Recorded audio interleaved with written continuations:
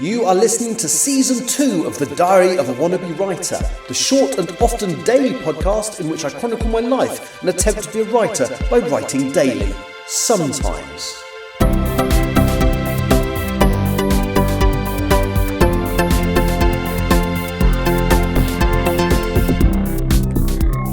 Hello, today is Sunday the 19th of October 2025 and you are listening to The Diary of a Wannabe Writer.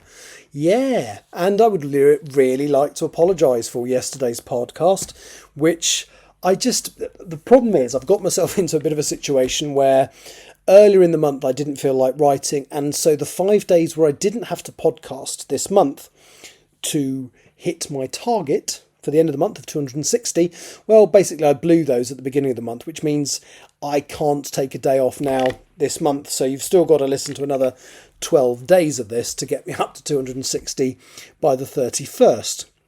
Now, what I used to do in the good old days was I'd record a couple of emergency podcasts. So if I ever got myself into a situation where I didn't want to record, or I couldn't be bothered, or I'd have a bad day, I'd have a podcast that was probably not on the topic of writing that I could just shove out. Now, I haven't done that at all this year. I'm not in the habit of doing that anymore.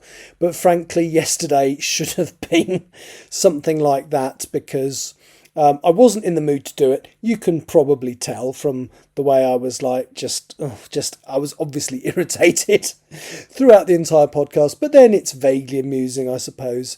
I listened back to it, and the bit where I make some kind of comment along the lines of, what was it I said?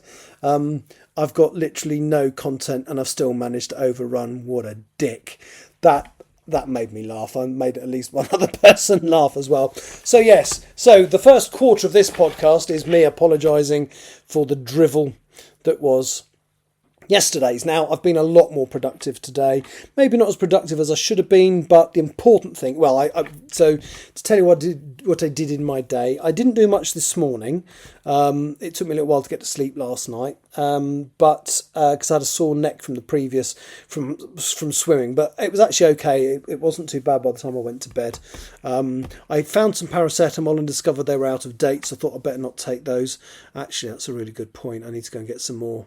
What's time now? 21:05. Yeah, my local shop closes in just under an hour, so I might nip out and get some paracetamol, just in case I get any pains tonight. I don't think I will. But anyway, so I visited my godson and family today. That was nice. We usually do like a game session where we'll play some kind of board game or something, but he had a friend's party to go to, and my other friend, his mum, is a wedding seamstress, and she's got a lot of work on at the moment.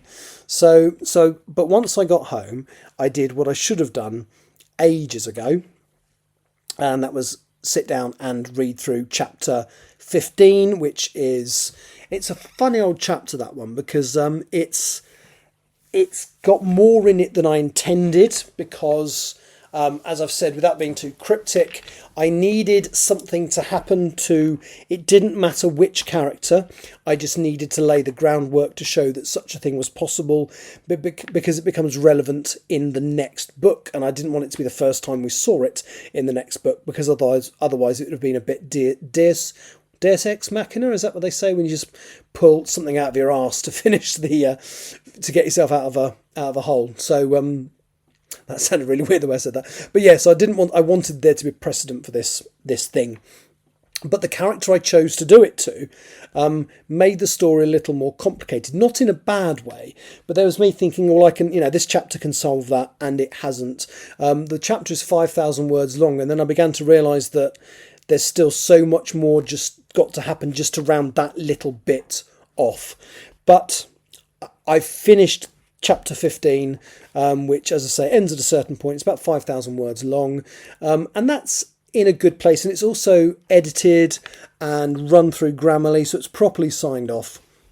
So that now leaves me with a running total of 16,671 words written this month, or signed off this month, should I say. Now, if you look at it and say, well, actually, you need to get 1,000 done a day. Well, today's the 19th, so I'm only about 2,300 words behind, and you've seen me do it before. If I have a really good day in the next few days, I could probably make that up really, really easily. I could write a 6,000 or 7,000 word chapter in a day, and then suddenly I'd be ahead again. So kind of I'm hoping that's what's going to happen.